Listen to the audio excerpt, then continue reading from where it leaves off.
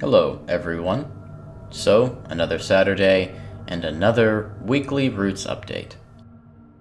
This week brings a variety of new changes, and I'm very happy to tell you that one of them I think is going to greatly enhance the overall experience that Roots intends to provide.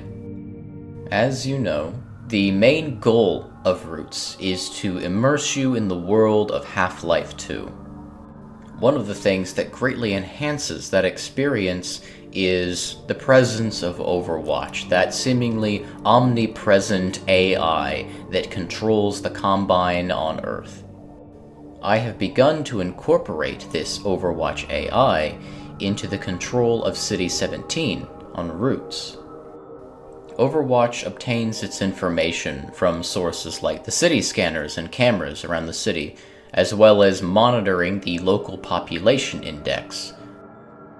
It analyzes this information and makes decisions on what to do with the citizens and the Combine units within the city. As a citizen, this means that Overwatch is now going to have a direct impact on your life. You can be punished for doing things wrong, but you will also be rewarded for doing things right.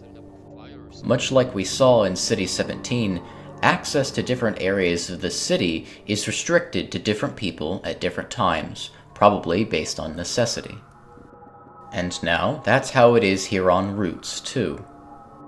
Overwatch encourages you to go to certain areas and may restrict you from going to others. While in one of these encouraged blocks, of course, you are periodically given rewards, a financial incentive to comply with Overwatch.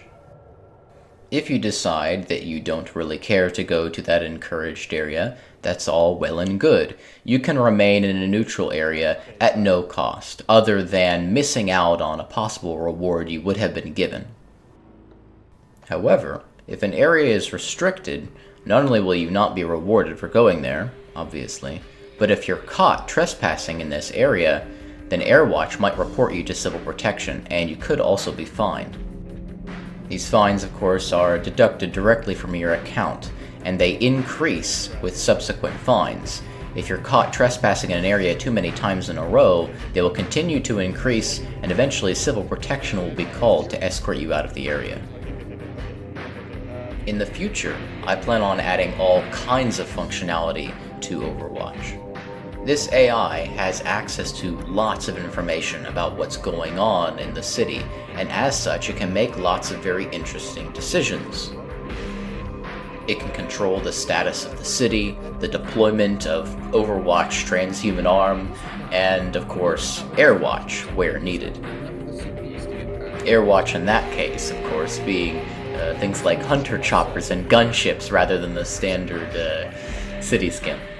Now, I'll let you discover some of the specifics of how Overwatch behaves in person, and I'll continue on to mention some of the other things that I added this week, such as, for example, the new shop scavenging box, which can be found in what is currently the only available shop in City 17, the souvenir shop in the plaza. This box is the primary way that you are actually going to get things that you would sell to other players as a commercial worker. Rather than talk to an NPC or buy things from a terminal, commercial workers generally are going to buy a shop, decorate it, and on occasion they'll loot this box on the inside.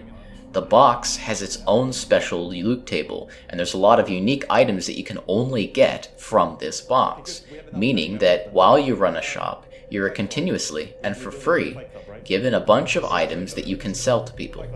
The items have a wide range of usefulness and rarity to them. Some of them are extremely useful for people who intend on escaping from the city. And as that kind of implies, not everything that you find in this box is strictly legal.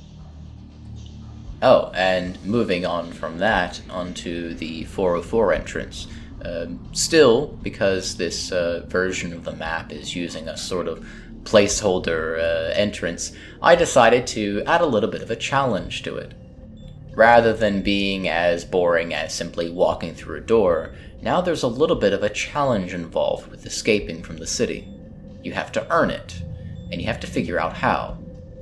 I'm not going to tell you in this video exactly how you will escape from the city, but I will tell you that it is possible.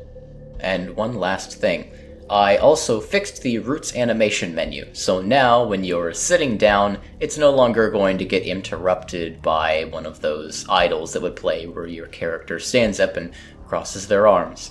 That was always kind of an annoying bug, and now you'll be happy to know that that's fixed. So, to recap, this week, the introduction of the Overwatch AI and its control over City 17, as well as shops, general bug fixes, and a bunch of new items. I hope you guys enjoy this week's update to Roots.